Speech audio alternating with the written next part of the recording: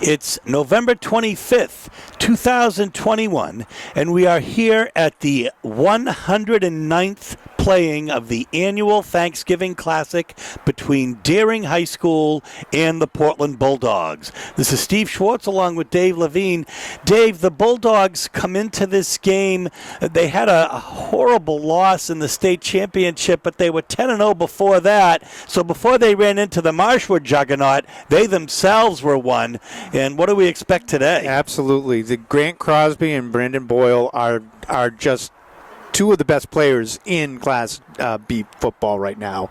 They didn't have a great game against Marshwood, but they're looking to win. They want to come out of this season on a high note. They had such a great season going, and losing to that Marshwood team really puts a bad taste in their mouth. And I know both of them really want to put their right foot forward and win this game. Well, it's a great rivalry, as you can see. I graduated from Deering, so I've got the purple tie, but we're also rocking the Bulldog blazer, having covered them for many years.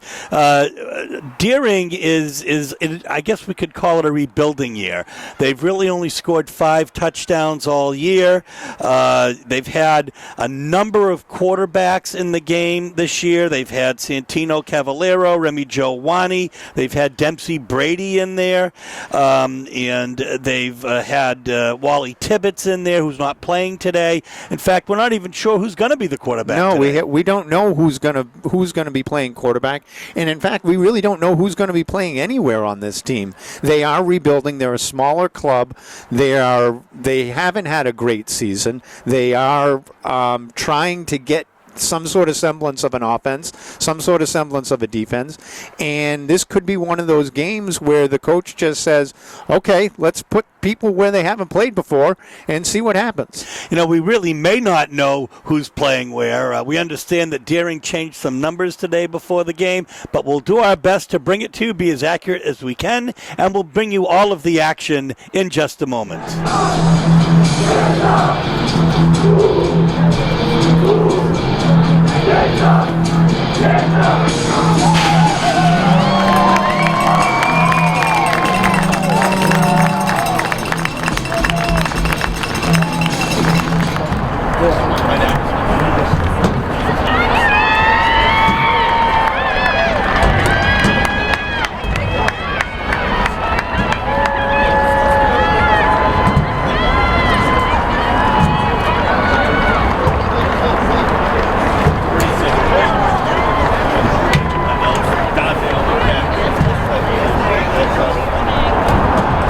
Good morning and welcome to James J. Catholic Stadium for the traditional Deering High School and Portland High School Thanksgiving Day game, which is a tradition that dates back to the year 1911. And this game is the 109th in that long period.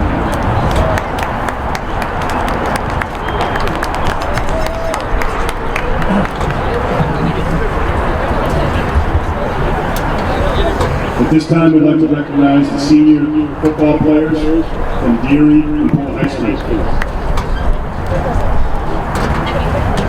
For Deering, number 4, Wally Tibbetts. Number 10, Eli Hillman.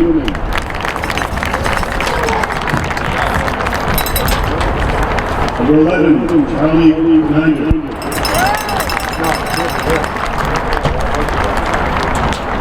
Number 22, Gianna Vilas.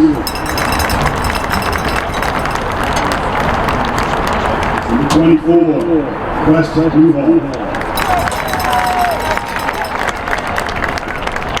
Number 40, Connor Coleman. Number 44, Brandon Drummond.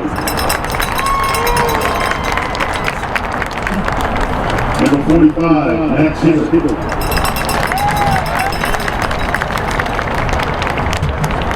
Number 65, James Cagney V.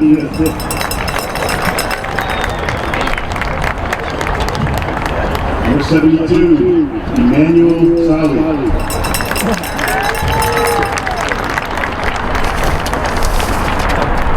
Number 77, Khalid Wallet.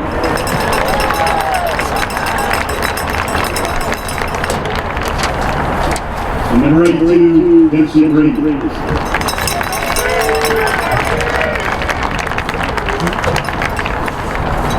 This time we'd like to recognize the Bolton High senior football players. On behalf of the faculty, staff, and students at Bolton High, I'd like to thank these student athletes for supporting our teams, their teammates, and their coach thus far. They've led this team with great enthusiasm and love for their school. They've shown tremendous resiliency and diligence for the last 40 years. These student athletes have represented their community, school, team, and families with great character and sportsmanship. We would be remiss not to also thank their families, friends, teachers, and coaches for all they've done to support these student athletes for the last 4 years. Families of each player, as each player is announced, please come forward to accept a small token of our program's gratitude for your support.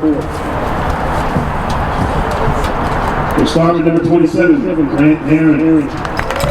Represented by his mother, Louise, father Scott, and brother Daniel.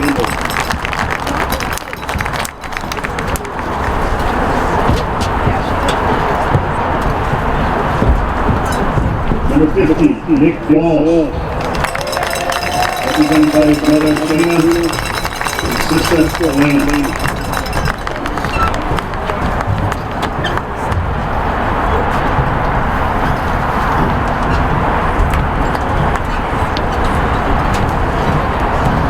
Number 12, Blake Crosby. Represented by his mother, stepdad Steve, father Ron, stepmom Pam, and sister Taylor.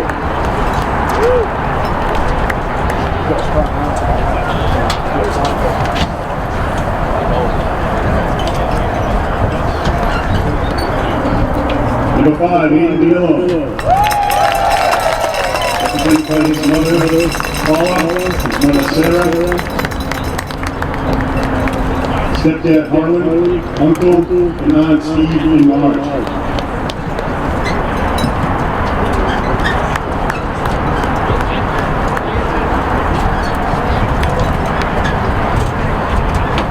Number 72, Curtis Smith.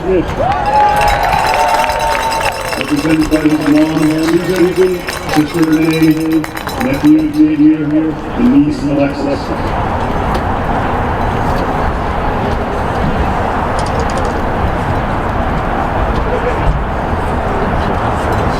Number 8, Nathan Izahar. Represented by his mom, Lane, and dad, Joseph.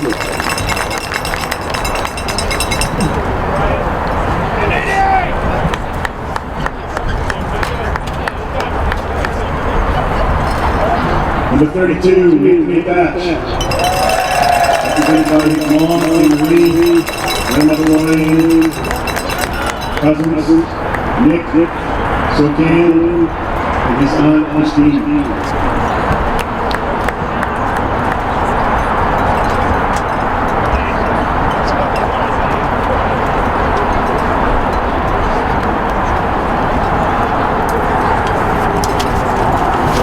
Number 24, Franco Katunda. Represented by his mom, Patricia.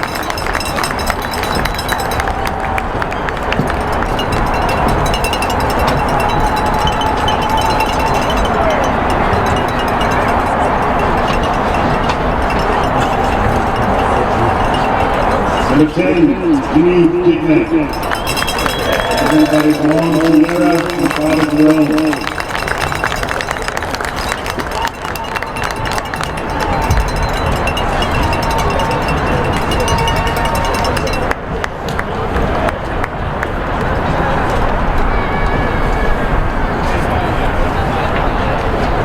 Number 6, Brandon Boyle. Represented by his mother, Andrea, sister Morgan, and granddad Luke.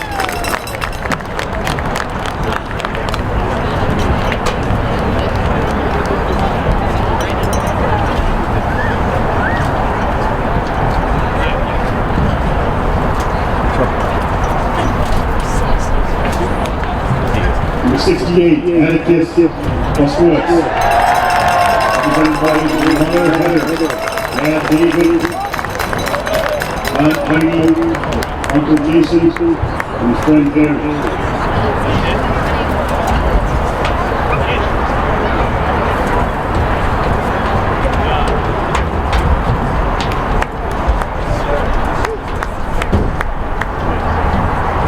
Number 75, Henry 17. Represented by Mom Kate, Dad Nick, and Brother Sam.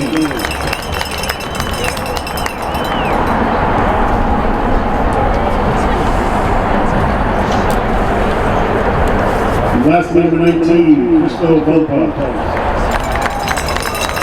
Represented by Rocco Navarro.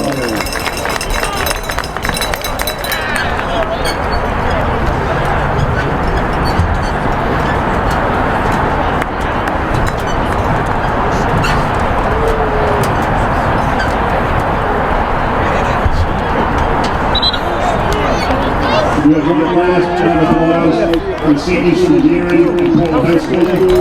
This is another successful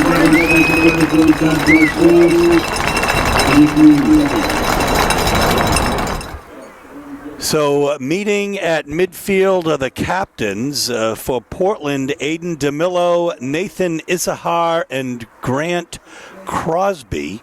Although it looks like Curtis Smith is also out there for Portland as well. He got some superlatives this week that we'll talk about in a moment. The captains for Deering are Dempsey Brady, Remy Joe Wani, and Charlie Benitter, who is not playing today, Dave. Yeah, that's going to be a big hit for the Deering squad. Charlie kind of is their do-it-all wide receiver, defensive back. He kind of plays all over the field. So that's a big loss for them. These are two teams that are kind of on opposite sides of the spectrum to begin with. You've got a Portland team who's coming off a stinging loss to Marshwood, but they went undefeated in the regular season. And you have a Deering squad who just couldn't buy a win this year. They had trouble on offense. They had trouble on defense. They're a small team, but we'll see. This is the Turkey Day game. It's different. As we said, it's the 109th showing, one of the oldest traditions in the United States. Deering High School, Portland High School.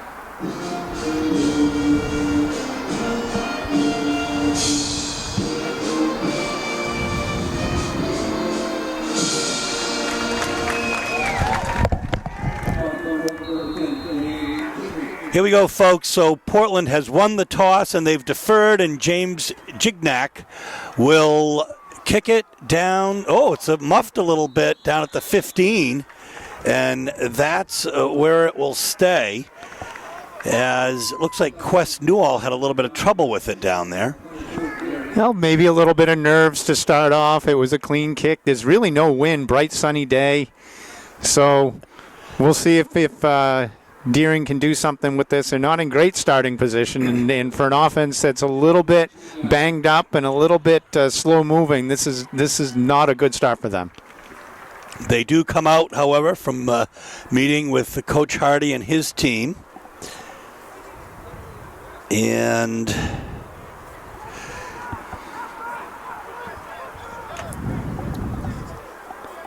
looks like it's difficult to determine who's. Well, under center is number 21. That looked like an offsides, but no flag. Just great defensive. Fumble on the first play. Ball looked like it was recovered by Portland right off the bat.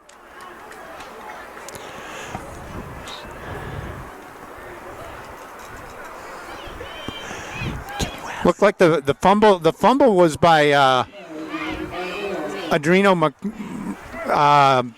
Carlos Adrino Mako, and the blitzer came right off the right side and hit him in the backfield. Ball popped out, and now Portland is set up at the 15.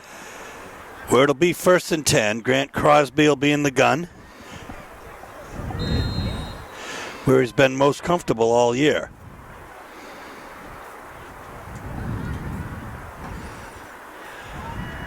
Looks to the left, and straight in for the 15-yard touchdown is Nathan Issachar. Quick wide receiver screen. Nobody was up on the line for Deering, and Issachar just rolled right in. One play, one touchdown. So a tough break for the Rams early. Yeah, this is very reminiscent of the first time that they met in week 2. Portland scored on their first 3 touches, and it was the same thing. It was a Deering mistake that left them perfect field position, and Portland took advantage of it. So Portland won that game 40-0. Portland's going to go for 2. Crosby gets by 1, and he's going to get stopped. So, kind of an interesting first. Yeah, that was Dawson Waterman came in on to clean up after the first hit and stopped him at the 1. Now again, Christo Vumpa, their senior kicker, is not available today, so that's why we had a different kicker kicking off for the kickoff. So maybe they're going to have to go for 2 every time if they don't have a field goal kicker. Wow, that's great insight, Dave. And, of course, Vumpa has been tremendous this year. I barely lost a PAT that I can recall. He's been tremendous his entire career. He came on as a freshman from the soccer team. He came and just as a freshman was kicking for it was a marginal Portland team at the time, and then all of a sudden Portland got much better and better and better, and he just kept the job.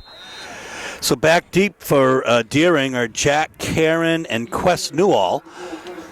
Oh, it's fumbled again, but recovered at about the 28-yard line. My goodness. That looked like Abbas Nagoba, who was one of the up men, got on the ball. But again, Quest Newall hit him right in the chest, and it bounced right off. A fortunate bounce for Deering that time.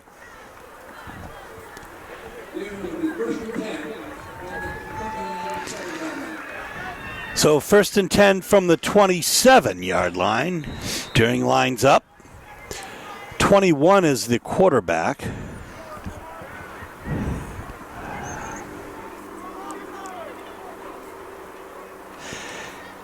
Hands it off, and absolutely no light whatsoever for Cristino. Well, Silva was the lineman that was leading the block. I'm not sure. No, Silva was carrying the ball. Was he carrying? He was lined up in the backfield as the split back, and came off right tackle and just ran into Romano McQuillan. So, folks, Deering doing something a little different as he lines up again in the backfield.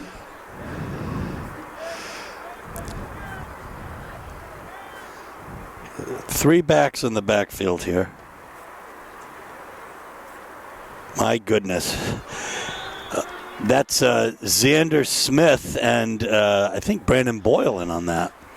Yeah, and that was, again, Cristiano Silva out of that wing T. The wing T is really, it's meant to confuse the defense.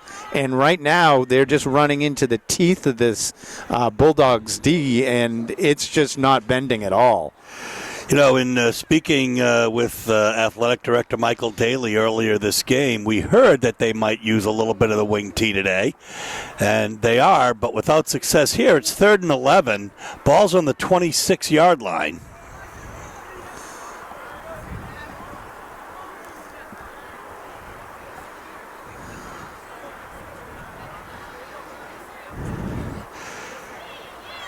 all the way in the backfield. Boyle was not fooled at all. Jack Karen gets brought back for a several-yard loss. Yeah, they faked the pitch outside and then went to a straight handoff, but the blocking up front wasn't holding enough, and Portland was just in the backfield. There was just nothing doing there.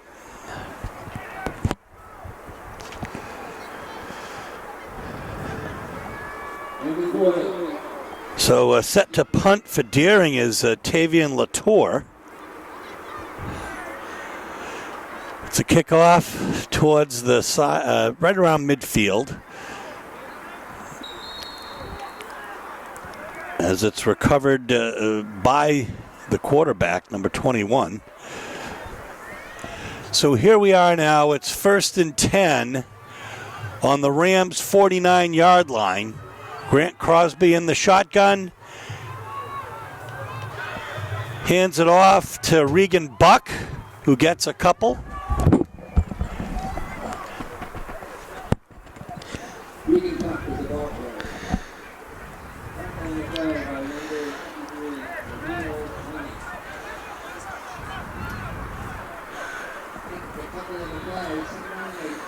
Second and 8, Boyle up the middle, goes around one. He's going to get the first down and so much more. He's brought down at around the 34-yard line. Just a straight run again, and the offensive line is getting big holes. And once Boyle is into the secondary, it's going to be hard for those smaller defensive backs to take him down. But a 19-yard gain. 1st and 10 from 32 in the flat. Fumble, but it could have been a fumble caused by the ground. We'll see. 21 recovers. And he is off to the races and brought down, though, at the 40. And I guess nobody's fooled there. It is not the ground causing a fumble. It is just simply a turnover by the Bulldogs. Yeah, they ran that wide receiver screen again. He got by the first level, got into the secondary, but the ball was punched out, and unfortunately for the Bulldogs, the ball stayed inbounds. He was right on the edge and could have probably stepped out, tried to get that extra yard. Ball comes out, and Deering is in business at the 40. Well, it's a nice defensive play for Deering High School, who has not had a lot this year. So that really was a great play for them. And here we go, 1st and 10, ball on their own 40.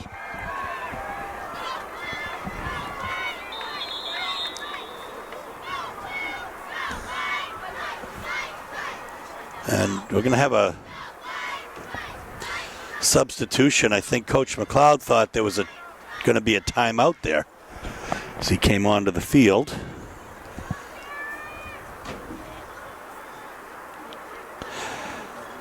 And well, Deering substituted out the tight end on the left side of the line.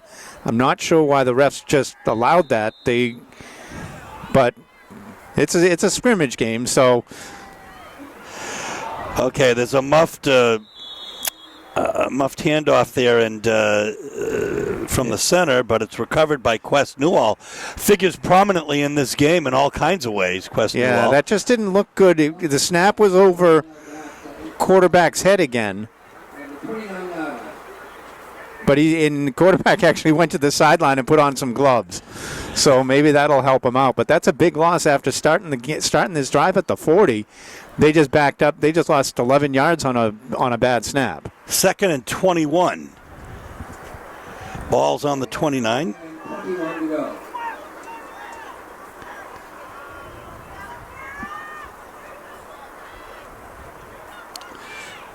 And no fooling there either, though, as lining up at quarterback was Remy Jowani, who has played quarterback at times this year for the Rams. So I'm not sure if that looked more like a wildcat where they did bring.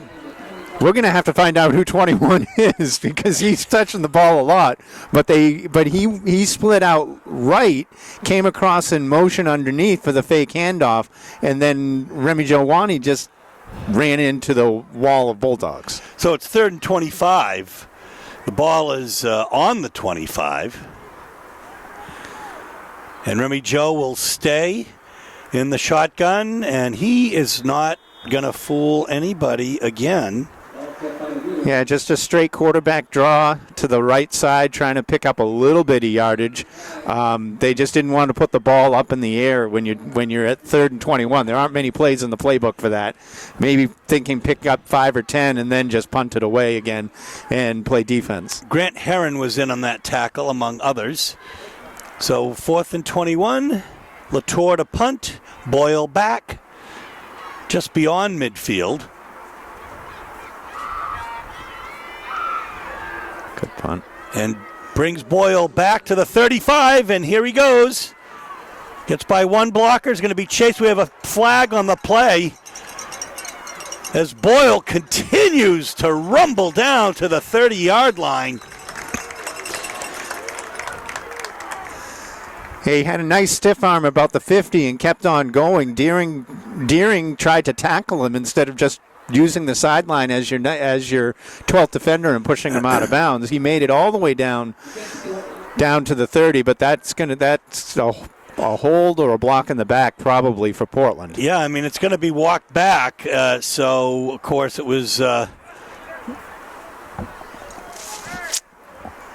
interestingly walked back, I think, to the 39 they're the placing 39. the ball. But I haven't seen a signal as to what the penalty was. I mean, you can. My guess it'll be a hold farther down. It'll probably be a hold somewhere around the 50-yard line, so they'll back it up 10 from there. Well called. 1st and 10, 39. Boyle's in the backfield with Crosby.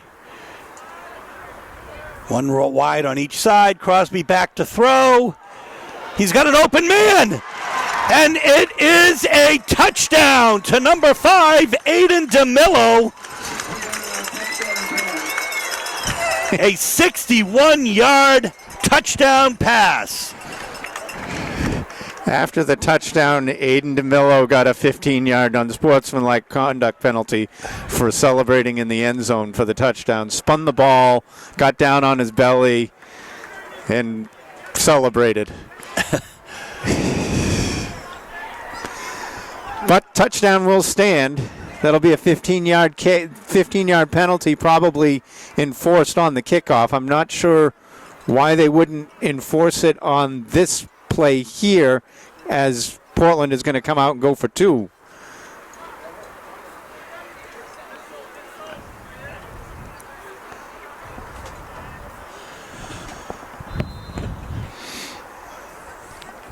But again, with no kicker.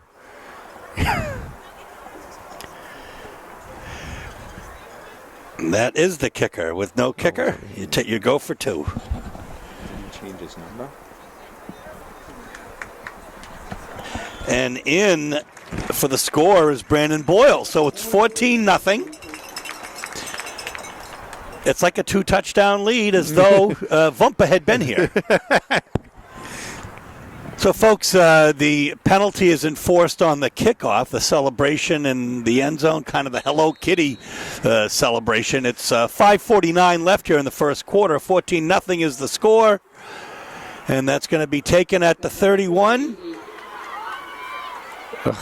And nothing doing, just swarming defense all over Quest Newell. And he's going to basically be brought back to about where he picked it up. Yeah, Quest got the ball on a bounce and sprinted to the midfield and then ran into his own guy halfway across the field, which slowed his momentum. I think they were setting up a return to the right, even though he caught it on the left, and just couldn't get over to where his blockers were. He'll get credit for about a 3-yard return, as it'll be 1st and 10 on ball in the 34. The score is 14-0. Bulldogs in front.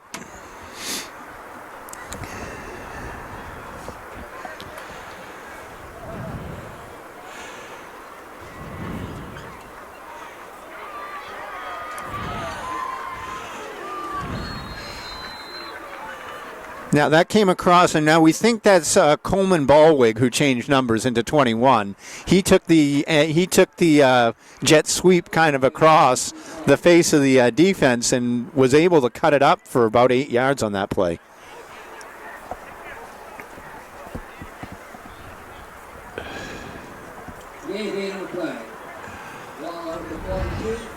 We'll see the next time around if we can get a word from Peter Gribben as to who that is. Of course,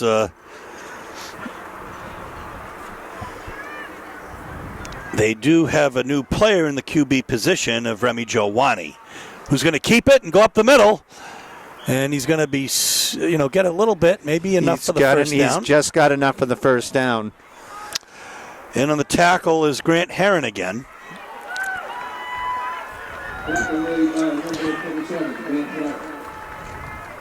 So the first down for the Rams. After a series, 1st and 10, ball on the 44. Wani will stay in the quarterback position. Lining up wide left will be our friend number 21. Remy Joe set to throw it, and here we go, folks. This play. Oh. That was a beautiful play. They brought the jet sweep coming back across to the left, faked the handoff. Quarterback Rami rolls to the right and throws a bullet down the sideline, and nobody was there. The DBs all bit on that run action. It was brought down by number 2, another Deering player who's not on the roster. At least our roster. Well, two for Portland is Kennedy Charles. He would have made the tackle. Excuse me, that's right.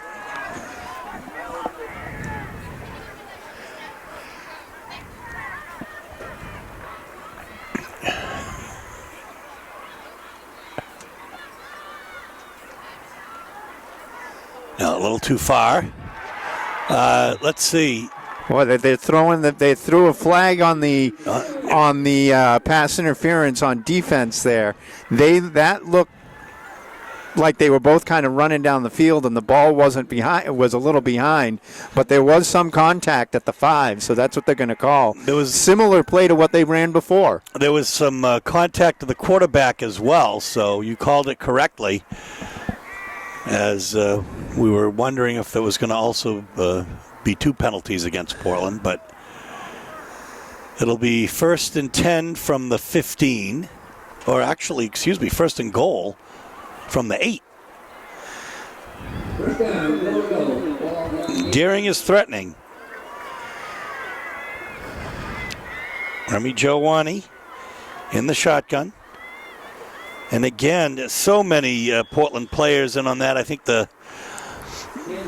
So that went up the middle. They're trying to run up the middle with Silva there.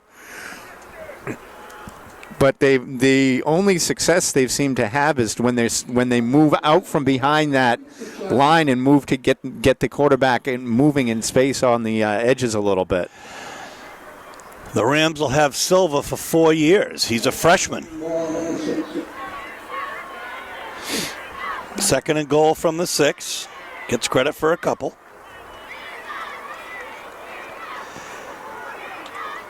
Wani, and my goodness, big number 71, Xander Smith is in there for that tackle. Yeah, he just ran into the wall there. The Xander pushed off the left tackle for Deering and just was all alone in the backfield to make that tackle.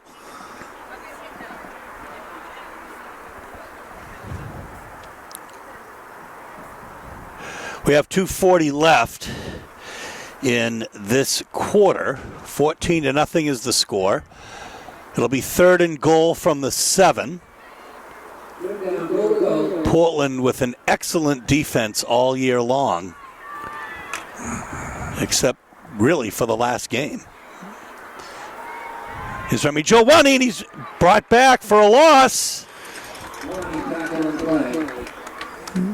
Yeah, rolled out to the left side, pressure coming in from his backside, and there was just nobody in the open downfield. The coverage was very good by Portland, and they were able to get essentially a coverage sack. He had nowhere to throw the ball and just had to eat it.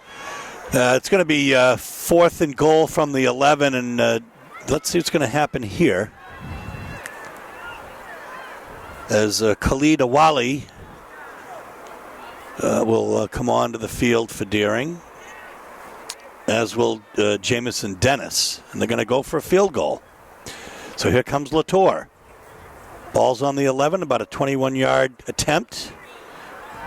Or make that a little more than that, actually, and he gets it. So Deering on the board, 14-3. Take the points. Take the points when you're looking at 4th and goal from the 12 or 13-yard line. It's smart to take the points. They've been shut out for the last 3 games that they had. It's good to get some points on the board and get them feeling good after a good solid drive for them. You know, the name Latour has been synonymous with Deering athletics for so many years. I had the pleasure of coaching one of Michelle's kids, Dom Latour, all the way back in Little League, and now she has another son in Little League who we get to umpire and is just a tremendous player. I think we saw him hit a triple this year and that sort of thing. And Tavian, just as a freshman, really doing well today. So 14-3 is the score. Also doing well, by the way, is Grant Teron. He's got at least 3 tackles so far. He's been in on every play with assisting tackles or solo tackles. And Latour will line it up at the 40 and get ready to kick. And deep for Portland will be Issachar and Boyle. And it's going to be squibbed. Picked up by, looks like Charles. Oh my goodness gracious! He's got one to beat!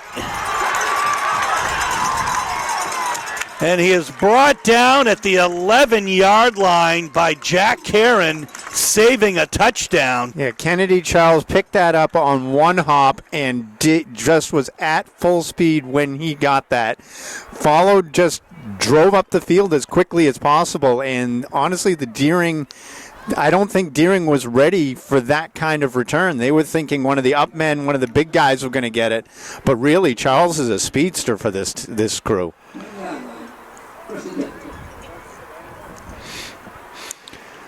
But I looks like he gets credit for about a 55-yard return, give or take. It is going to be 1st and goal from the 10.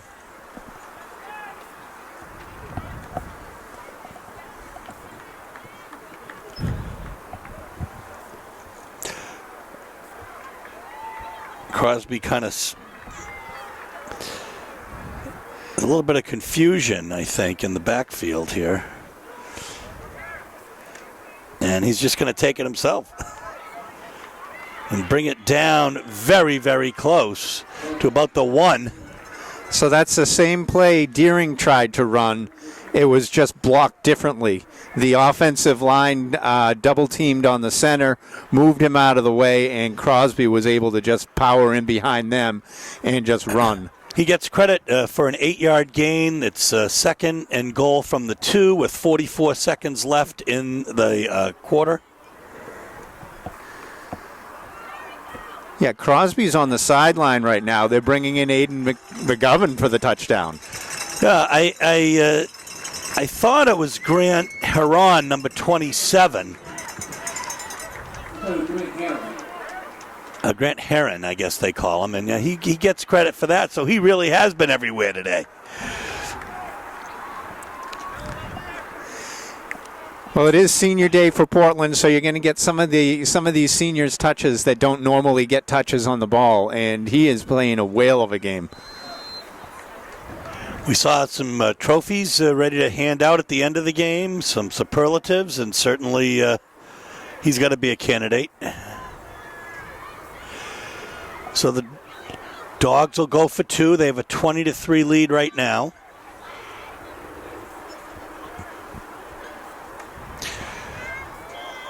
And there goes Boyle with 2 more.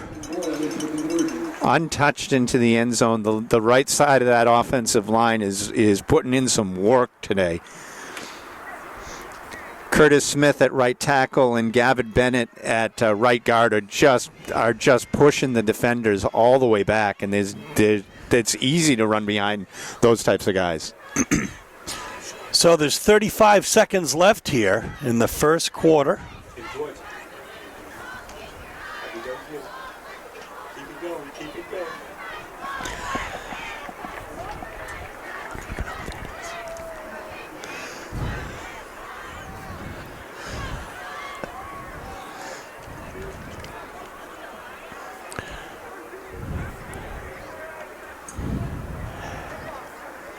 Jignat set to kick off. The Bulldogs enjoying a 22-3 lead in the first quarter. Rams are determined to get on the board. They were shut out in the first game, 40-0, when they played the Dogs.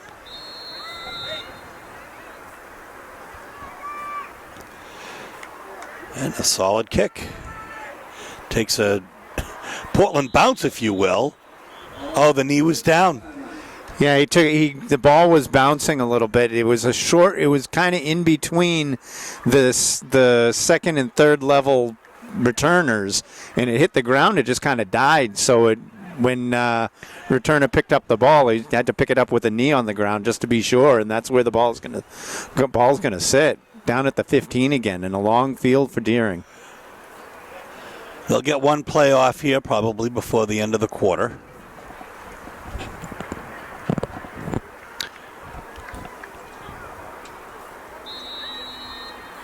And lining up at center lining up at quarterback is Wani. Yeah. Well, switch it. Oh, my goodness. Yeah, they tried the reverse. They handed off in the backfield to Cristiano Silva, who then flipped it to the reverser. We think Ballweg. We'll call him Ballweg. And Ballweg just couldn't get anywhere in the backfield. Portland really pursued from the backside to try to get the tackle on the original handoff. And when Ballweg got the ball coming back, he just ran into everybody. That's a big loss on the play. Yeah, that's a 10-yard loss, and that's the end of the first quarter with the Bulldogs in command, 22-3. So it's second and 25. The ball is on the 5. Almost a sack in the end zone. Instead, an incomplete pass. A valiant effort, if it was by Ballweg, to go up there and try to get that ball. And that ball was thrown into triple coverage, kind of off the back foot, just to try to avoid a sack. And Ballweg almost came down with it at the 25, and it would have been a first down at there. Then again, it could have very well easily have been picked. Anthony Thatch was right there for the Bulldog defense. So third and 25. Quarterback will be Remy Joe Wani. Third down and 25. Just started the second quarter here in the end zone. He flips it. That's going to be a safety. Well, no, a touchback. Well, yeah, it is a safety. Nothing doing again. They're trying to throw the ball because they know their run game isn't getting anywhere, and then trying to throw the ball out of the end zone again. Nothing was there, and that was very, very close to losing the ball and giving Portland an easy touchdown. Indeed. So it's now 22-3, and Deering will be kicking to Portland. So we're set for a kickoff here, but with a little very stealthy detective work by Seth Gio, we know that Andrew Burke is the Deering quarterback. taken just at about the 38-yard line. And here's Boyle on the sideline with one to beat. Stiff arm and touchdown. My goodness. They squibbed it right up the middle of the field. Boyle caught it on the hop, ran to the sideline, and there was nobody from Deering covering the wing. About a 70-yard return. After the free kick and the safety, Portland is just putting it to Deering right now. Score is 30-3. They're going to go for 2 probably, and that's just because they don't have a kicker today, or a regular kicker.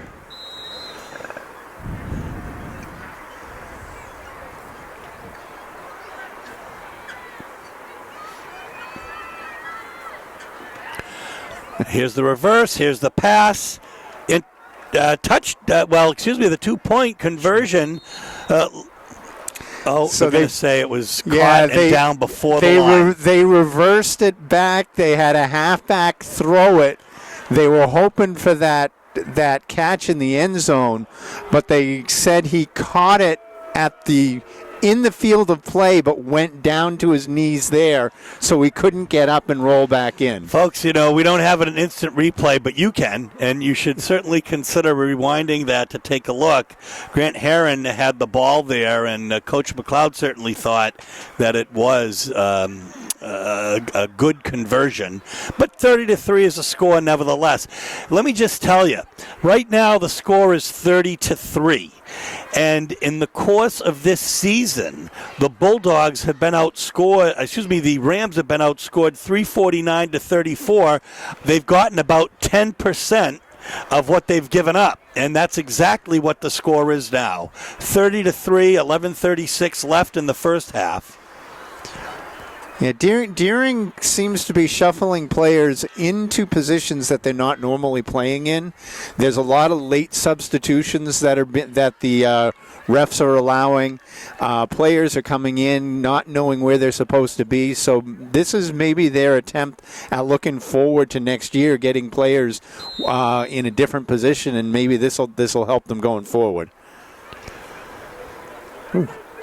Well, it's going to be picked up and very properly fallen on by Connor Coleman. Yeah, that was a smart play. That was a weird-looking bouncing ball because it wasn't even bouncing. It was more rolling down the field and in the air. It was spinning on its side. That was very smart play to get on that before it bounced somewhere weird. So it's going to be 1st and 10 Rams on their own 38-yard line. Rather, their own 33-yard line. And coming in once again behind the center will be Remy Jowani. So it looks like they've settled on him as the quarterback, as Andrew Burke started early there.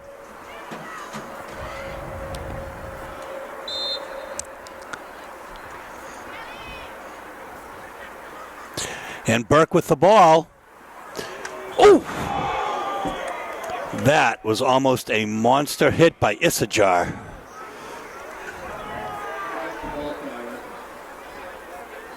Yeah, Burke kind of let up coming to the sideline, and Izahar just saw it and almost laid him out. Was smart to pull up just at the last second.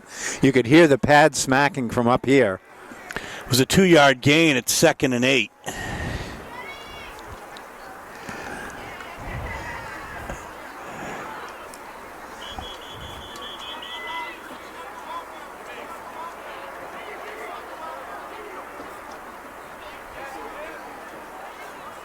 Now, I don't think the referees just allowed Portland to make a substitution, as I see it, or at least sent somebody off for one play. They had the tight end open in the flat, Dempsey Brady. Yeah, Dempsey was wide open. The only thing that saved that play was the rush came right up the middle. Portland sent a full house blitz there, and nobody went with the tight end, who was wide open and would still be running. So he was in the tight end position there. He's also an offensive and defensive lineman. He's thrown 2 touchdown passes this year, and he umpires in the Portland Little League. And I have the pleasure of upping some games with Dempsey Brady from time to time. Great family, great baseball family, great Deering sports family. So it's going to be 3rd and 8.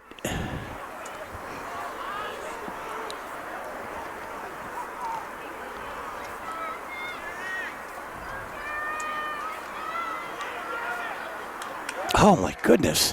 Just shooting through is number 44 for Portland.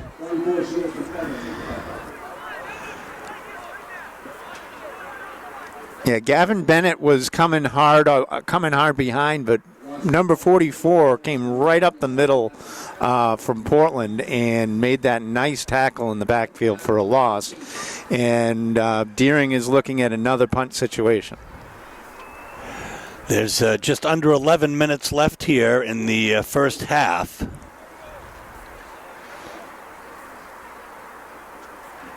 Bad snap. Oh, a bad snap.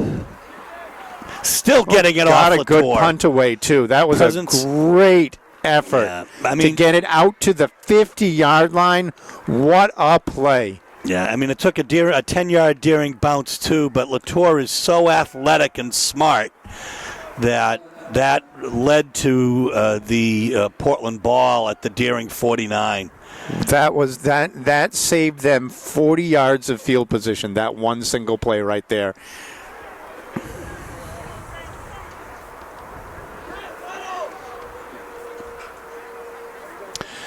So it's going to be 1st and 10 from the 49. And we're going to have a timeout Deering. So when we have this timeout, what I'd like to ask you, Dave, if I could, is how is our friend Ben Levine, who plays college football for Carleton? So Ben came home last night. He is back in Maine from Minnesota. They had the Knights had a very successful year this year. They were 7-3. They won their one playoff game at the end of the season. They had a couple of nice victories in the middle of the season. They started off very, very well. Lost 2 games to ranked teams in the D3 area. They lost to Gustavus Adolphus, who was ranked 25th in the league, and lost to St. John Johnnies, who, if you don't follow D3 football, they are ranked 5th in the nation right now. Wow. So they are a very good team. But the Carleton team had an excellent season. Ben plays defensive back for them. He's on the kickoff team and had a great year so far. And he's having fun. Well, good for him. What a great young man he is. And I mean, he really played lineman all those years for Portland, and just an unsung hero straight up the middle. Oh my goodness! What a run for Grant Crosby. Just took the fake handoff coming across and just followed his blockers up the middle, and then just kept weaving through the defensive backs. Grant is a big kid, and he's not going to be taken down easily by some of those smaller defensive backs that are out there. 23-yard gain for Crosby. 1st and 10, ball on the 27.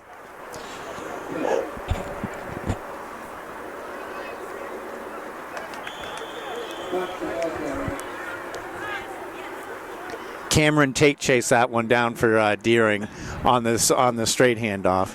And that was Regan Buck, who carried for Portland, had a very successful season as well for the Bulldogs. Gets 4 on it, rather. It'll be 2nd and 6, ball on the 27.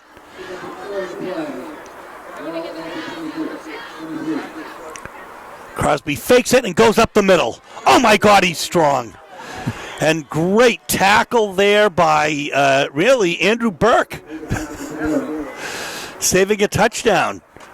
He held on for dear life, and that is a big young man to hold on to, Grant Crosby. Yeah, again the read option to Boyle in the backfield, and everyone kind of went with Boyle, and he just kept it and went to the right behind the right guard and drove down to the 5. So now it's 1st and goal again.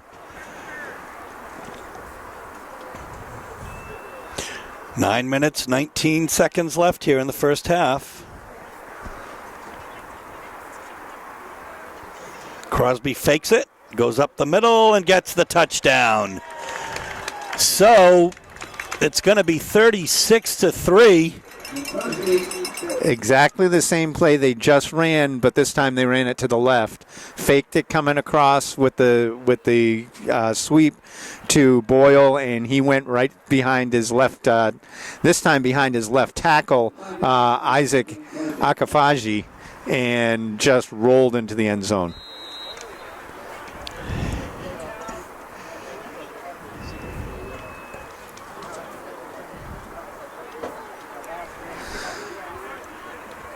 So goal line, they have Kennedy Charles now as Wildcat.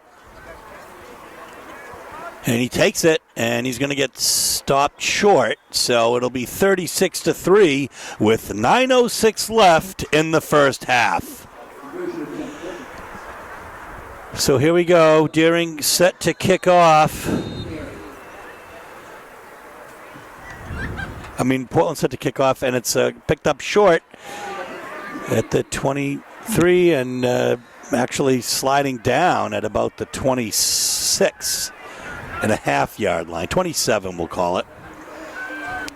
That's another unknown player for Deering. They have it looks like Deering changed some numbers for some of the players before the game for whatever reason, and that is just a different number that's not on our roster right now.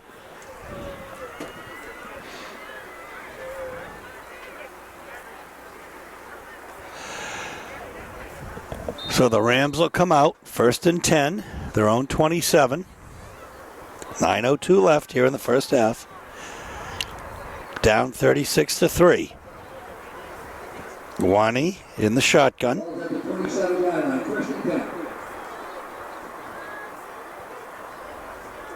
Has one in motion, fakes it, and takes it off to the left. Up the middle, and in first on the tackle is Xander Smith, another name that we've called repeatedly today on defense for the Dogs. So Wani looks like he twisted an ankle, and he's down now. So we're going to have a timeout here as there was a 5-yard gain. The ball's on the 32. 2nd and 5. We'll be back in a moment. So Santino Cavallero comes in, listed as a possible quarterback for the Rams. He's also a linebacker. He's a freshman. As Wani takes a seat on the bench and will get worked on, no doubt, by Greg Tosi.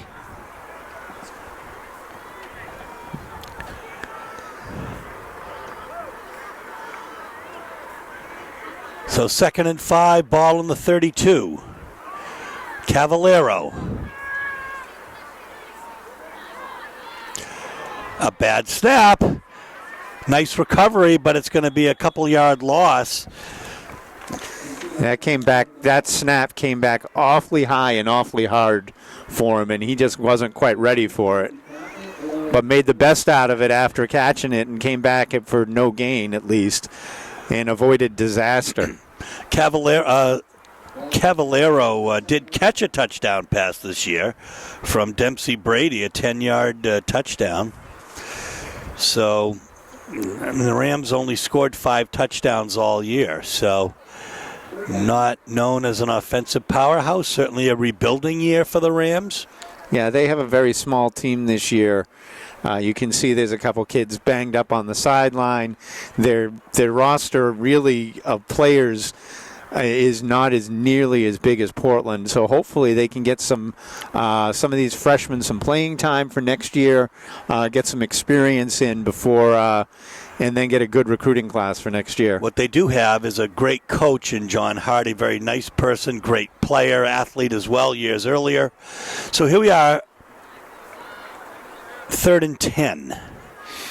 Ball's on the 27. We have a flag on the play. And so after, as soon as the snap, just before the snap in the backfield, Quest Newell kind of took a step forward, so he was technically in motion moving towards the line of scrimmage on a play that wasn't really even going to go to him. He just was set up incorrectly. And so Portland's just going to decline that. Well, I mean, that is a show of sportsmanship, I guess, but it's going to be fourth down, so why not?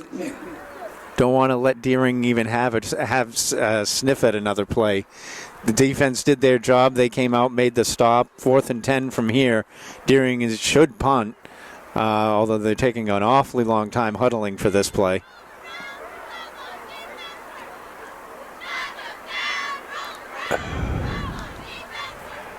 Well, it looks like they're going to go for it.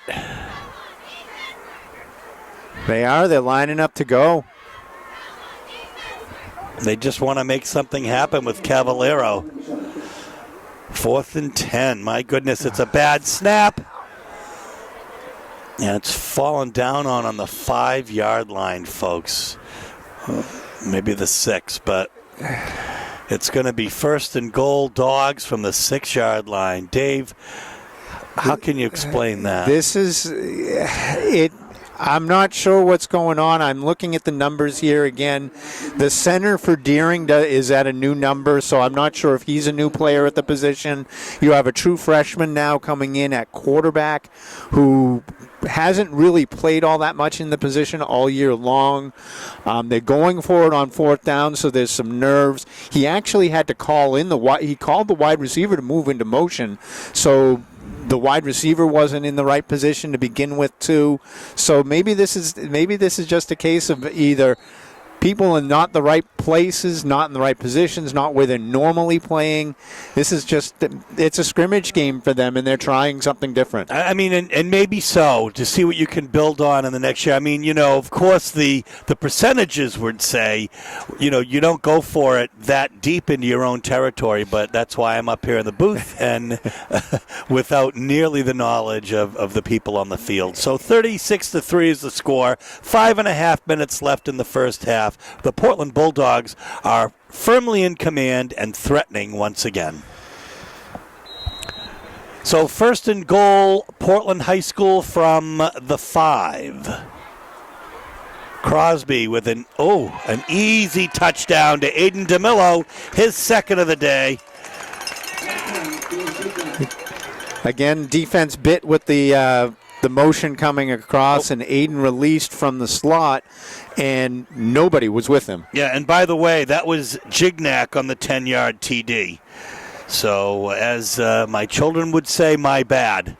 But great job by Gignac, who has also done the kicking duties today. Standing in for Vumpa very, very well. And it's going to be, let's see what's going to happen here. Crosby is going to try to take it on himself, and he does. So it's 44-3, folks, and there's 5.5 minutes left in the first half. Yeah, that was Grant Heron took the direct snap that time. And they had, for every single 2-point conversion now, Grant Crosby has not been on the field. They've been running a Wildcat type of offense. You saw it last time with Kennedy Charles taking the direct snap. This time it was the up back this time that took the direct snap. So there's no quarterback on the field for those 2-point conversions for whatever reason. I'm just going to tell you, I got to do something about these gray uniforms with dark blue letters, but because I'm having a day of it today. When they're in the sun and the sun is shining directly on the back of the uniform, it's easy to see the numbers, but once you get in any sort of shadow or turn to the side a little bit, the light gray uniform silvery turns very dark, and there's not enough contrast. 44-3 is the score. 5.5 minutes left here in the first half. There's Gignac with the kick. Picked up at the 20.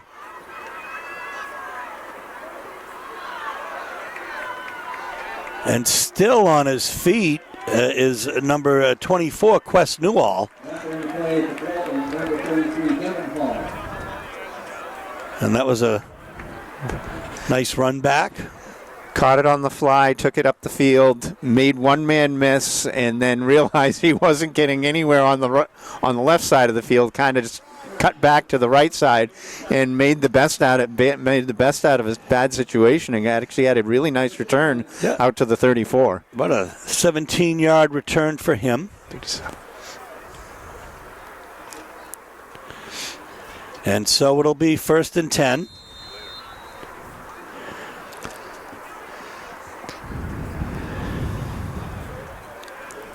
Rams ball. Cavallero comes in, so Wani is still down as Greg Tosi is the trainer for Deering. No doubt working on him, or has tried.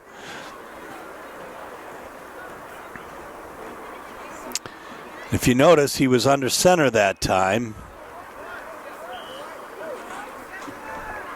That's some tough running by Silva up the middle. They took a direct. It was just a fullback dive at that play to get a couple yards, and they ended up getting 4 out of it. Yeah, or are they going to actually get credit for 5? Although it looks like it's 4. So I guess I'm gonna go with your eyes on that. It looks like it's going to be 2nd and 6, despite what the scoreboard says. But this is Deering hosting the game, by the way. So it's Deering's gate, if you will, Deering's concessions, Deering's clock. And stumbling beyond for a first down there. That's Silva again. Nice effort. He's not the tallest kid, but he is compact and strong and runs hard. 2 hands on that ball and just plowing through the line. A gaggle of dogs in on that tackle, led by Grant Herron and company. So it'll be 1st and 10. The ball is at midfield. Deering has 4 minutes left here in the first half. Try to put something together. Cavallero under center. Hands off to the first man through. Still on his feet. You're going to get a couple of yards out of it. And again, it's Silva just not refusing to go down. Yeah. Out of that 3-man full house backfield, he was the first man to take it, and they're just running smash mouth football now to try to get any sort of semblance of an offense going. It's going to be 2nd and 8. The ball is on the Portland 48-yard line. 3:18 left in this half as the clock ticks.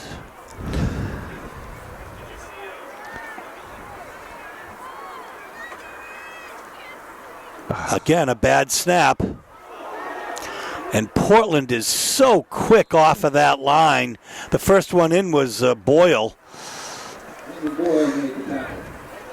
So that went right off of Cavallero's hands, and fortunately, Andrew Burke was able to corral the ball and saved something there.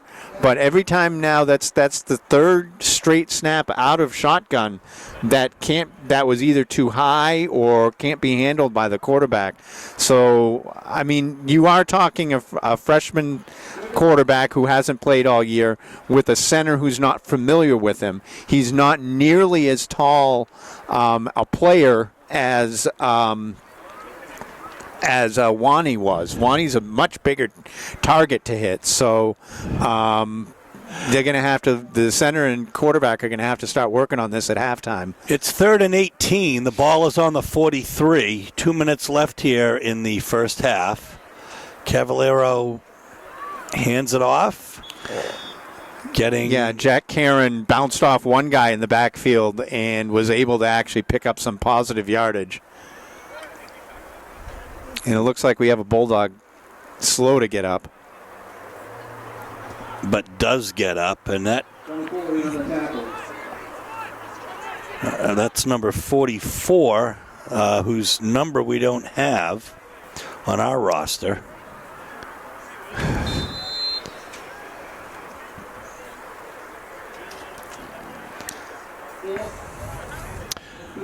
mean, I know this isn't CBS, but at some point we're going to have to talk to these schools to get us some game day rosters that work.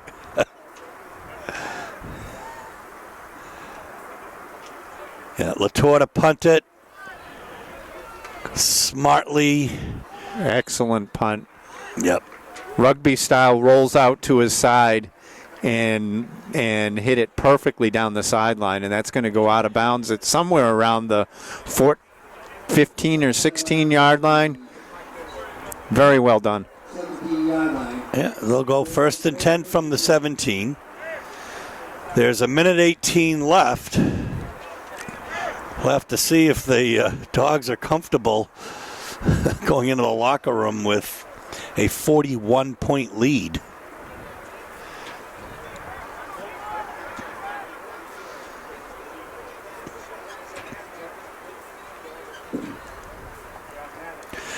I really want to get a chance to talk with you at some point, Dave. You were at the Marshwood game and covered it.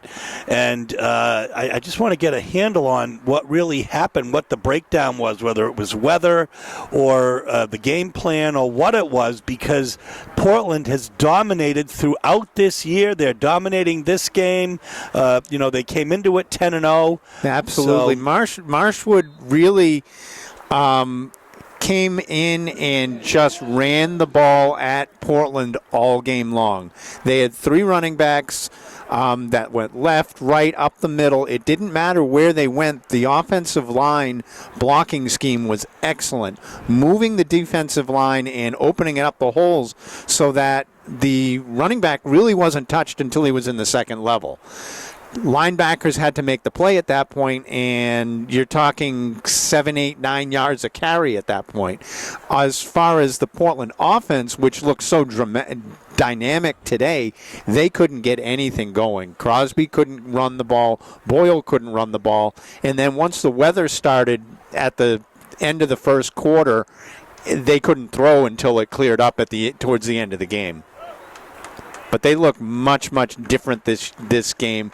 But again, Deering is a little bit different than the state champion Marshwood team. That night, Bulldogs leading 24-3. So Portland will indeed be content going into the locker room with a 41-point lead. 44-3 is the score. Dave and I will be back in a moment. Well, later on today the NFL has the Detroit Lions and the Chicago Bears playing. And, the Lions have unfortunately been hapless this year. And, you get the sense that, the first half, of course, was just all Portland. It was all Portland. It started on the first play where Deering fumbled the ball. Portland recovered, and one play later scored on a quick pass to Gignac down the side. And since then, Portland hasn't taken their foot off the gas. DeMillo scored, Boyle scored, Crosby scored. You name it, pretty much on this offense, everybody has had a chance. And their defense, other than one long, nice pass play on Deering, there's been nothing.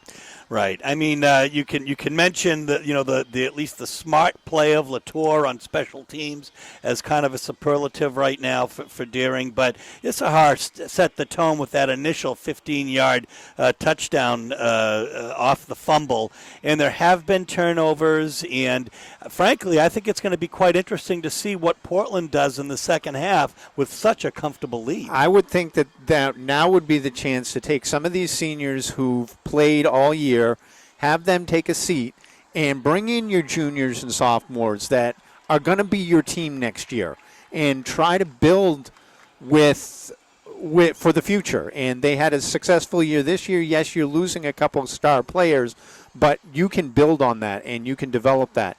And we're hopefully seeing the same thing from Deering, where they're taking some players who don't normally play. You have a freshman quarterback in there now, handing off to a freshman lineman who's now playing running back.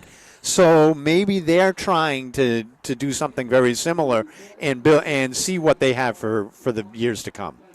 Folks, we now know who the quarterbacks are. We're generally set with the numbers, and we'll bring you the second half in a moment. So we're set for the second half kickoff. The score is 44-3. Portland in front. Latour will kick off. We'll see who Portland has in the game at this point. It's a squib kick. One of the up men picks it up and brings it up about 5 yards before he's brought back. So one thing that hasn't been a factor today in any way is the weather. It's with winter storm warnings north of here. We have temperatures in the sunny 50s down here in Portland right now. And a little bit chilly in the booth, but outside there's a bright sun. We had a chance to visit with a former longtime Portland football coach, Jim Hartman, who's here watching the game today. He now coaches, I believe, 8-man football at Yarmouth. Ball at the 38-yard line. So it's going to be 1st and 10, ball in the 38. Portland's ball because they deferred in the first half. And it is Boyle still in the game. And he's going to go all the way down the sideline. And that is that. So simple handoff again, came around the left side, scooted down to the sideline, and just outran everybody. The Deering defenders were just no match for that kind of speed. All right, so that's Brandon Boyle with a 62-yard run and a touchdown to make it 50-3. Yeah, I'm honestly very surprised that Portland came out with their starting offense. With Crosby under center and Boyle getting the handoff. Up this much at halftime against a much smaller team, both physically and numbers-wise. It's almost time to call off the Dogs and let those sophomores and juniors get some playtime. Aiden McGowan comes in, the freshman quarterback.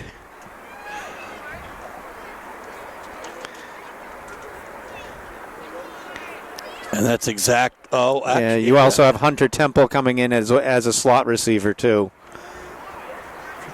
So that is now what Coach McLeod is doing. And let's see, the 2-point conversion is good. I think that was Devin Hall that got it. He's a sophomore. We'll just say a few things about today's game officials. The referee is Tim Timmons. The umpire is Ben Garrett. Head linesman is Alicia Jeffords.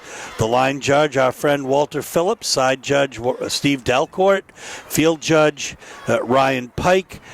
Back judge, Donnie Gillies. The chain crew is Eric Elwell, Ted Ross, Mike Cook, Chris Kennedy. And we know that John Coyne, our friend of many years and former broadcaster of these Bulldog broadcasts, is on the clock for Deering today. And now we have a situation when we may be in running time. Yeah, so I'm being up. You're up 49 points at the start of the third quarter.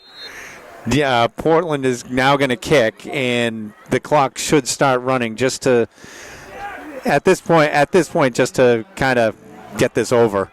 Yeah, Newell gets the ball, and he is tackled once again by Grant Herron, who just really has been everywhere today on both sides of the ball. He has been everywhere. He's been a great player right now for this team, and he just makes plays. That's all he's doing. Grant Crosby's got his helmet off on the sideline, and we have to feel as though that's going to be the last playing that he's seen today. Some acrobatics going on. Not sure if you caught that or not, but there was a cheerleader who is just like watching a floor exercise in a gymnasium, in the gymnastics competition. Into the ball, first and 10, ball at the 25. So the ball's on the 23, 1st and 10. Daring ball. Cavallero is under center. And the carry, once again, that big number 51, Cristiano Silva, and he's going to get a solid, I think, 5 or 6 yards out of that. Let's see. Yeah, I'm looking at the defense right now for Portland, and they have substituted quite a few players in. They do have a couple seniors still out there, but there are a bunch of sophomores now that are playing defensive back at least. You got Joey Baker, who is a sophomore in the backfield. You have Hunter Temple. You have Regan Buck. So they are bringing in some of the younger kids. So 2nd and 6. End around goes Jack Karen. He's brought down by Sam Esposito and Harry Rubin, I believe. Jack Karen is another sophomore, so if he can get some playing time and some carries, along with Silva, who's a freshman, their backfield could get some experience for going in next year. I don't recall if I mentioned this or not, but the size of the crowd here today is actually quite good. Deering side is a little shy. The Portland side has probably 3 or 4 times as many, but there is still a decent crowd. And if you were going to vote whether or not this is a game that should continue based on the size of the crowd today, you would vote yes. I would absolutely agree with that. The Portland side is very full. It looks good. It looks like a good football crowd here. It's a little quiet right now, obviously, with the score out of hand like this, but it's good to see so many people here. And even on the Deering side, it did fill up a little bit from the beginning of the game. We were a little nervous at the outset when it looked like there were only a couple parents here, but there's a pretty good sized crowd over there as well. And, we had some people who are coming in from traditional places that they go to on Thanksgiving morning, and we have some people who have left at halftime as well. It's 4th and 2, and Latour is going to run with it and get a beautiful punt off. Oh, my what a goodness. bomb. What a bomb. Oh, ball is out, fumbled. too. That is a loose ball.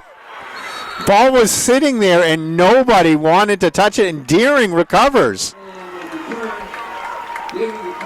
And that is just probably a little bit of inexperience there. Your returner looked to try to get the ball. It was rolling around, and he should have just run away from it. Tried to pick it up. As soon as he did, the ball came out and was sitting on the ground, and everyone kind of stopped on both teams. But this is where where you learn, right? And this is where that my sense is that should probably never happen again in that young man's career. Absolutely. Where you don't let the ball just stay he'll there. definitely learn from that. He'll definitely understand that sometimes you don't have to make a play. Just give the punter his due, because that was a tremendous kick all the way down to the 10-yard line. So it's going to be 1st and 10 from the 11 for Deering. Cavallero is under center, and I mean under center. Second man through is Newall, but the tackle is made by, I believe, Isaac Muse, the junior. So they're running that 3-man backfield again with the quarterback under center.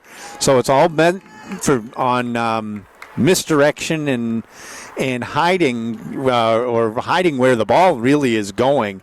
Handoff, fake handoff, keepers, those types of things. We haven't seen this quarterback run, but I don't think this is what his game is. His game is going to be handing off for now, getting used to being under center, and then maybe we'll get to see him throw the ball once or twice. There was a 3-yard loss. It'll be 2nd and 13. Back to throw is Cavallero, and it's intercepted in the end zone and brought out. And that is Harry Rubin. So as soon as I say we get to throw it, he kind of throws one into triple coverage. There is a penalty flag in the end zone.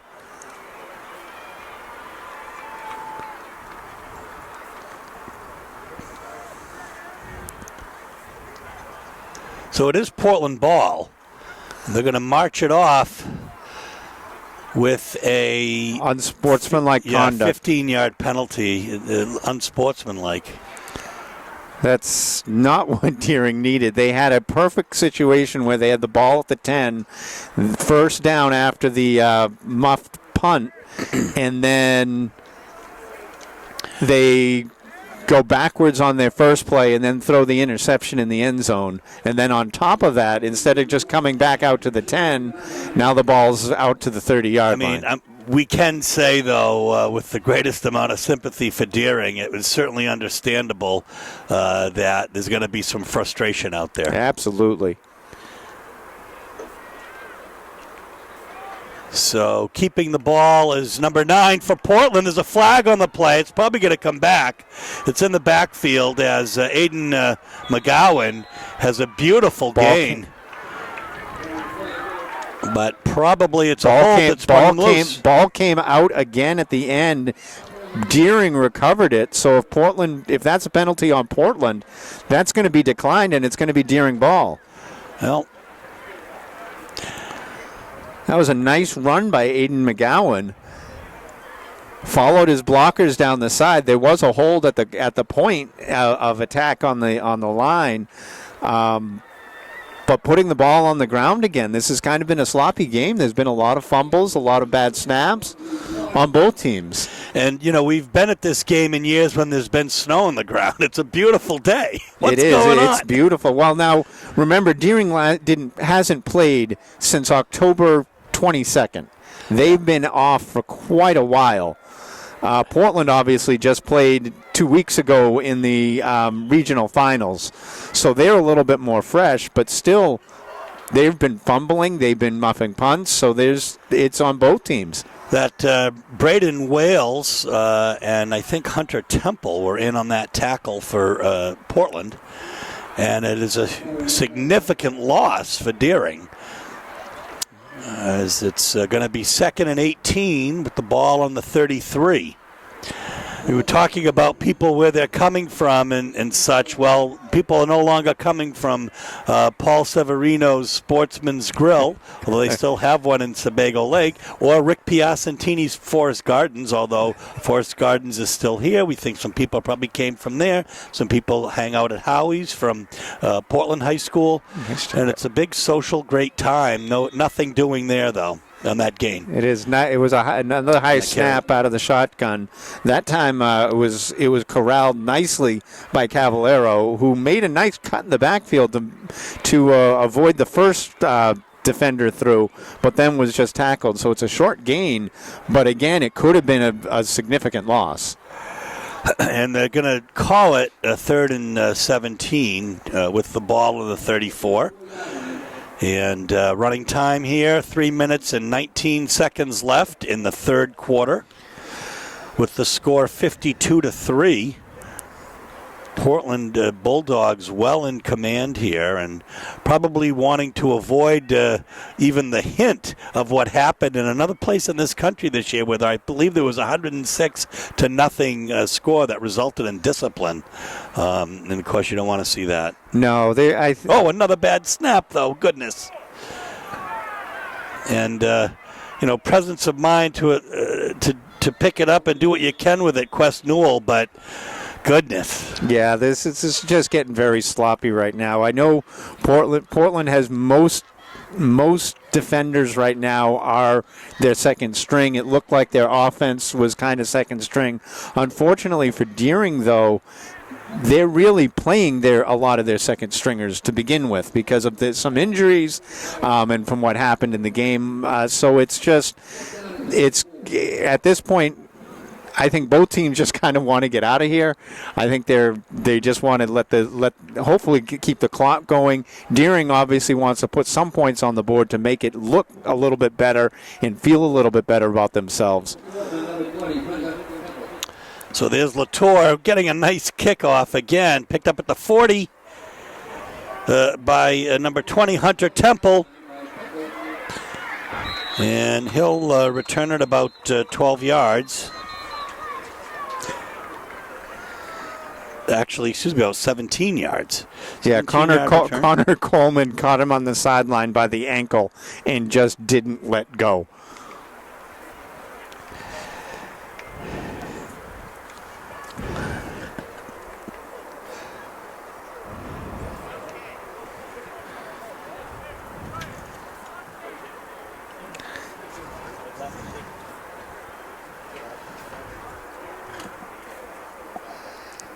So there is a penalty on Deering. There's another there's a face mask at the I guess at the end of that play. Oh, goodness.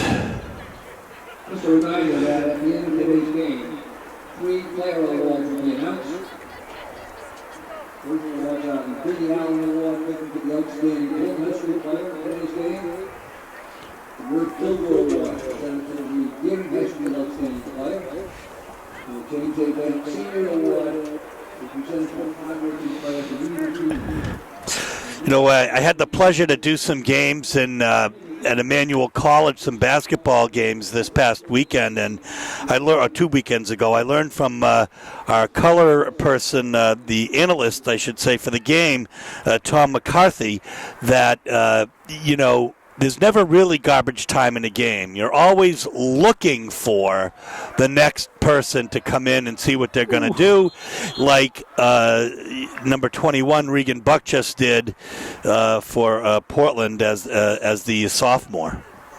Yeah, it's that Regan Buck has played sparingly throughout the season, but when he's touched the ball, he's made some good plays, and this is that sophomore junior class that's going to have to take over for your graduating seniors. I mean, you're losing guys like Aiden DeMillo. You're losing guys like Nathan Izahar. Your quarterback is gone, Grant Crosby, obviously. Brandon Boyle is graduating. So some of those guys that touch the ball all the time are not going to be here next year, and you're going to have to see if some of these younger players can do it. And there's a nice, I mean, that's a nice run right now by touchdown.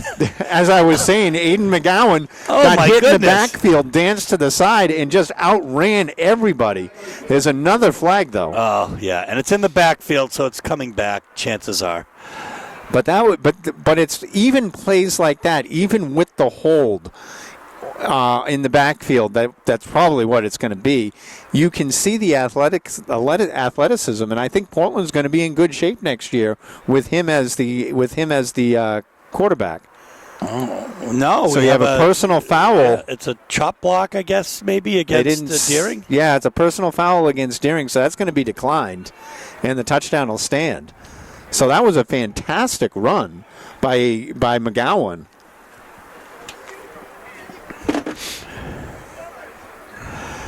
Also, folks, some other superlatives. There were inductions yesterday into the Portland High School Football Hall of Fame. Our athletic director, Lance Johnson, Jim Murphy, Joe Esposito, who we knew as Gatorade Player of the Year when he played, John O'Brien, Chris Treister, Mike DePerry, and Imadi Zagon. And what we remember about him, as that's run in by Joey Baker, the sophomore, is that he could jump so high. And to watch him do the high jump and track Imadi Zagon was really amazing. Great on the football field as well. Also inducted as a friend of the program, our friend Audrey McKenzie Marin, the trainer, longtime trainer of the Bulldog team. So that rounds out the superlatives for the Portland High School and inductees for the Portland High School Hall of Fame. And that was delivered to us today by Jim Hartman, our former coach. And we're very pleased, I should say the Portland coach, and we're very pleased to have brought that to you. So, again, 33 seconds left here in the third quarter, and time has stopped. The score is 60-3. My goodness. So Portland is now kicking off from the 45 of Deering, and my guess is they'll just kick it deep and force a return. And that's exactly what they did do. And just a swarming defense on Quest Newell. And so the Rams will take over here deep in their own territory. The Rams won the last Thanksgiving game that was played 2 years ago. They didn't play last year because of COVID-19.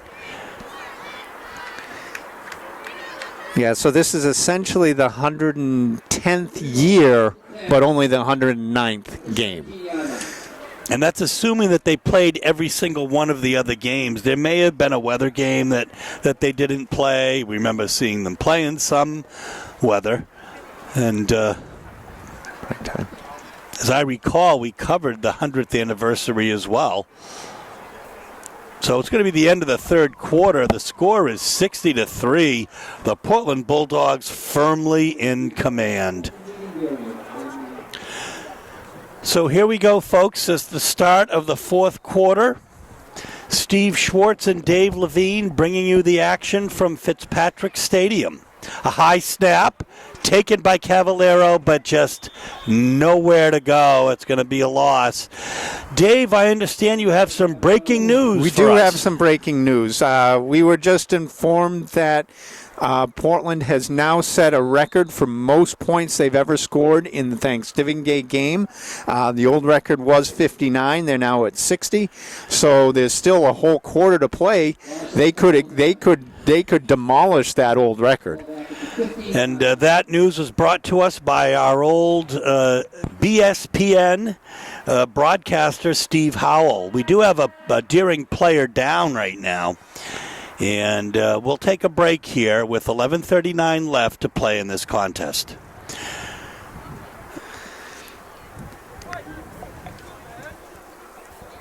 So here we go. First and 12 is what the scoreboard says. I think it's second and 12. Ooh. There's a scrum in the middle and just nothing doing at all. The defense is absolutely swarming. Okay, so in that play, there were four Bulldogs hanging on the back of Cristiano Silva, and Silva still was managed to get a yard or two more. And he had Jack Karen leading the blocking for him as well. So, folks, we believe it's going to be running time here, so because you won't be watching this until Monday night, we believe. So it isn't as though you have to get home and to your turkey, but Dave and I do, and Henry Gio does, our station manager and camera person, and Seth as well, our spotter. So.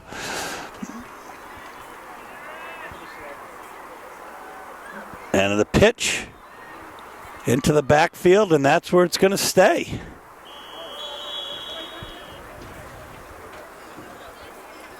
There just needs to be some more practice, I think, between the quarterback and center exchanges. The pitch looked a little high coming back on those types of plays, especially when you're trying to get some quick blocks on the line. It has to be run very fast. That pitch has to come back instantly and allow the running back to catch it, not take his eyes off the downfield, and set up his blocks properly. When he has to look up to try to grab it, that's where things kind of break down. But that'll all come with practice. You have a young running back. You have a young quarterback. It'll take time, and and I'm sure going forward this will be much better. So Latorda, well, let's see what's going to happen here. Latorda punt, nobody back for and it's blocked. Partially blocked. It is blocked, and oh my goodness. So picking it up all the way on the other side of the field is looks like number 34, Joey Baker. Yeah, block came in right off the edge. No one touched him. He was able to get a fingertip on it, which spun the ball up and took one bounce on the ground, and Baker grabbed it and smartly kept running down the sideline. So it's going to be 1st and 10 with the ball on about the 13.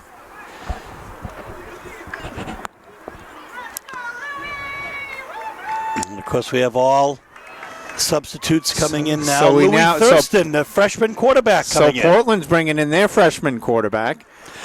Well, I think it might even be their second freshman quarterback of the day. They actually have listed 3, McGowan and Brewer as well. So here we go. Let's see what they can do. And the handoff. Oh, my gosh, fighting and a touchdown, it looks like. That's Devin Hall. Devin Hall just took the quick handoff, and Louis did his job. Louis handed it off and got the touchdown. They're up now This is now 66 points, and they're again going to have to go for 2 with no kicker.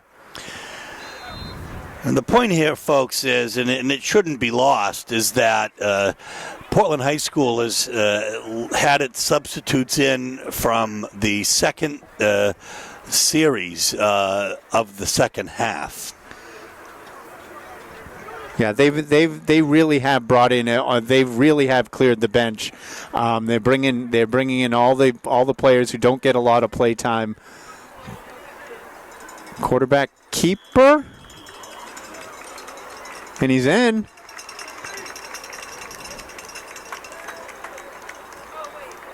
I think so. Yeah, I think it's a keeper for him. Oh, he hasn't given up the ball yet. He's given.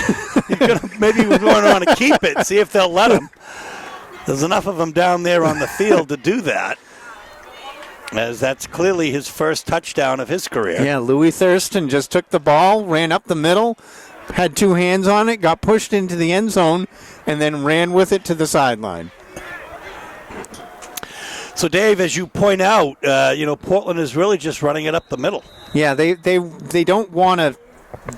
They do want to score, but they don't want to score in this situation. They just want to let this game end on a good note.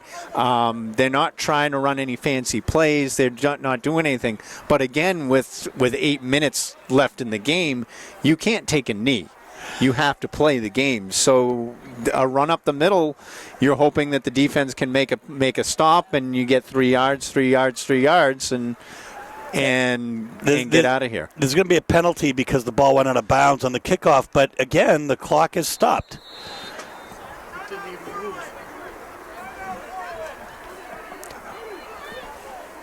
Portland just took a timeout. Jack Brewer steps in now for the Dogs. One of their freshmen. We didn't even think he was necessarily going to be able to play today, but looks like he's in now.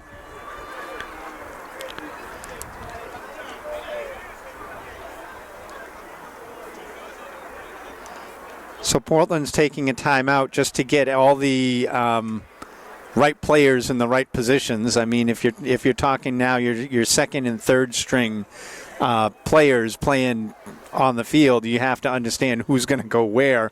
You don't have obviously a full third team, so there's going to be a mixture of players out there.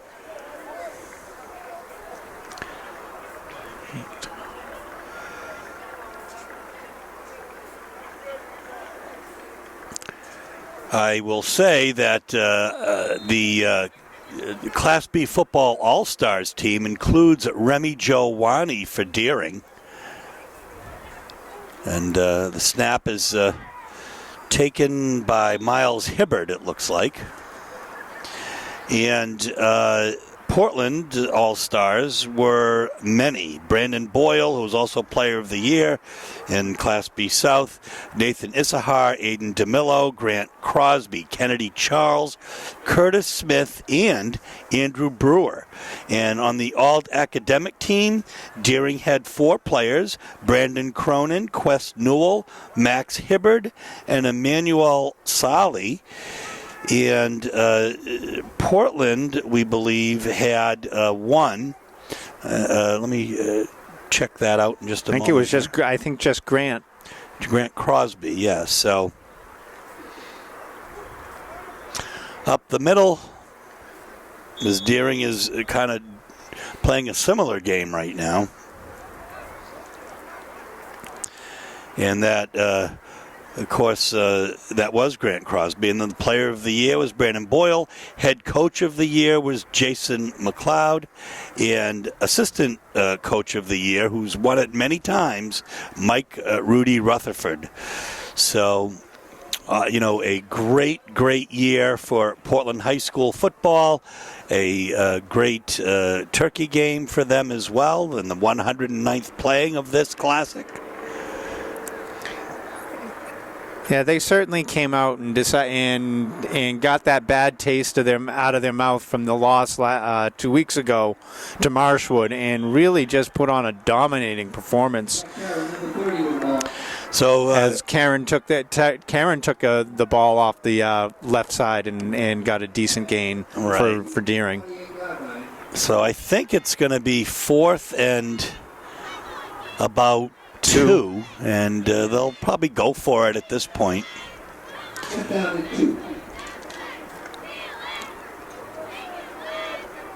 See what they can do in these types of situations. Cavallero behind center here, or under center.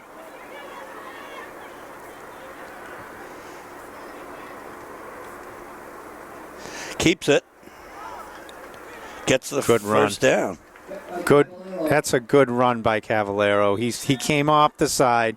He saw that there was nothing up the middle where he was supposed to go, but saw that the right side of the offensive line had beaten and pushed back the Portland Bulldog defense, and was able to kind of run behind them and squirt forward for 5 yards. Chris Gillies was first in for the Bulldogs, the sophomore defensive and offensive lineman. 5 minutes left, folks. 68-3 is the score. The Portland Bulldogs in front.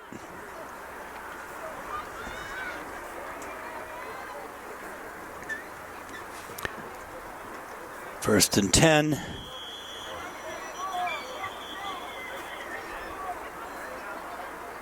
As a Portland player with the ball, but they're going to roll. They're going to rule the running back down. Yeah, Brandon Cronin took the ball, took a 2-yard gain, and when he hit the ground, the ball finally came out.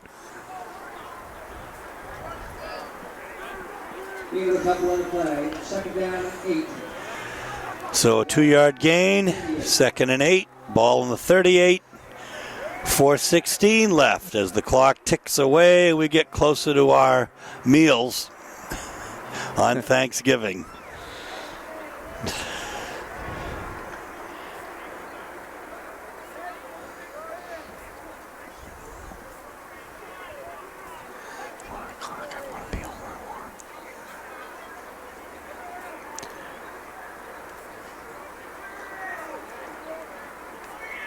And there's a nice handoff to the second man through. Almost, we'll see if it's going to be a first down for Miles Hibbard.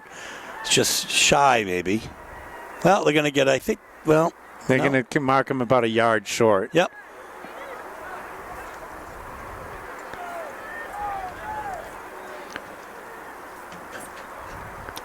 Solid yard. It'll be 3rd and 1. Ball in the 36. Checking in for the Dogs is Nathan Fletcher. Checking out is Anthony LeBoy, the lineman.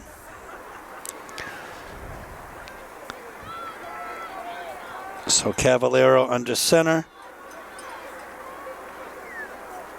Pitches. And pitches it to Eli Bigelman, senior running back, and he'll move the chains. Yeah, there was a defensive end that crashed through and really blew up the play because Deering had the edge. They had the edge sealed off, and he was going to go.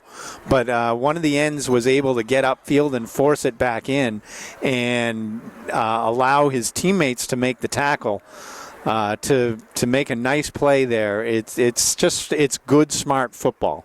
He didn't make the play, but he allowed his teammates to tackle. And that's one thing Deering has been, or Portland has been really good about all day today, is gang tackling. It's never one person making the tackle. It's always multiple players there trying to get in there, make the hit, strip the ball. 3 in the backfield here, nobody wide. And Cavaliero's going to keep it, get a nice block. And another block thrown by Bigelman to spring a few more yards for him, and that's going to be a first down. That was a nice little run on the outside there. He took the ball. It almost looked like he was going to option it over, but his running back was very close to him, decided to cut behind the running back, and got a block and was able to scoot down the sideline for some extra yardage. So that's a 14-yard gain for Cavaliero. And it's going to be 1st and 10 from the 20 as the clock ticks away the last minute of this game.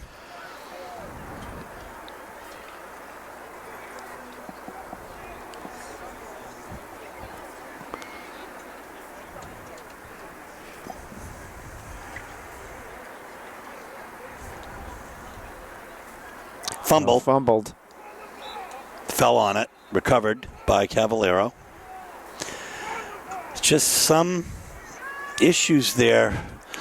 Yeah, the quarterback. The snap under center was not clean that time. We've seen multiple snaps over his head. So there's going to be some you know it's going to be work next year. But again, this is a quarterback who hasn't seen the field much. The center is not used to him. He's used to a much different player back there. And honestly, every quarterback likes it in a different spot. Some like it high, some like it right in their hands. Snap the ball hard, snap the ball soft. It's all a feel thing. So they're going to hurry up and try to get one last play off. And there's another fumble. And that's going to end it. So, folks, the 109th edition of the Thanksgiving Day Classic is taken by Portland High School 68-3. There's going to be some after-game awards being given, and we're going to cover that for you. And then Dave and I will be back to wrap up and to wish you all a very happy Thanksgiving. So as is typical, the Portland High School players will run over to the sidelines and sing to their fans the school song. And, of course, the last time that or the next to last time, I guess, because I think we covered the last game as well, was Zach Elowich and company doing it with Ben Levine and others. And that was a year in which Zach Elowich had 2,000 rushing yards to break a Bulldog record and actually make it since the most yards since the school started, which I think is 1821. Now, when I said that to Tom McCarthy again at Emmanuel College last weekend, and spoke of when we saw Kiera Eubanks, we had the pleasure of seeing her and her family there. She plays, she gives them good minutes even as a freshman. And I said Portland High School is the second oldest continuously open public high school to Boston Latin.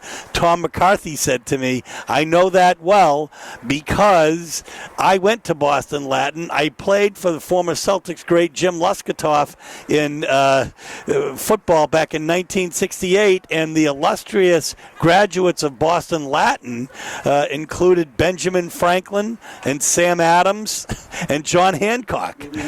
So very interesting. Up here we had John Ford, the director, and some other really great graduates. But the final here is 68-3. The players are going to get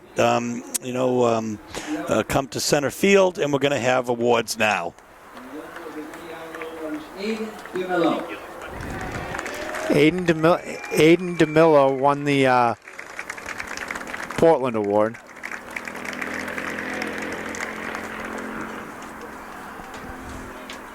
He had a fantastic game. Had a touchdown, had a couple tackles on the end, caught a couple other passes. He had a really strong game. Player gets the award. Then the outstanding player. And the winner of that 72, Annie Sally.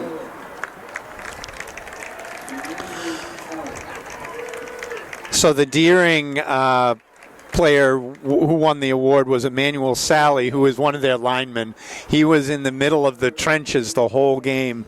So he really didn't call his name, but when you're an offensive lineman and you don't call somebody's name, that's exactly what you want. Granddaughter Hunter Poolin, great granddaughter Maura Keene, grandson Robert Banks and his wife Trish, and great grandsons RJ and Michael.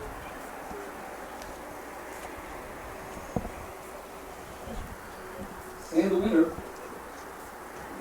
played a strong game both ways, Curtis Smith. So finally, the winner of the James Bank Award, James Bank Senior Award, longtime Portland School Committee member and chairperson. Had the pleasure of serving with him for about 6 months during a short stint on there. And Curtis Smith for Portland High School won that award. So Dave and I will be back to wrap up in just a moment. So 68-3, Portland High School doing it every which way but loose today. And, we could go over the, the players who scored and that sort of thing. But as you mentioned during a break, you could really mention any Portland player and it would end up with a touchdown. They did. The entire offensive backfield scored. The offensive line was dominant throughout the entire game. The defensive line was dominant throughout the entire game.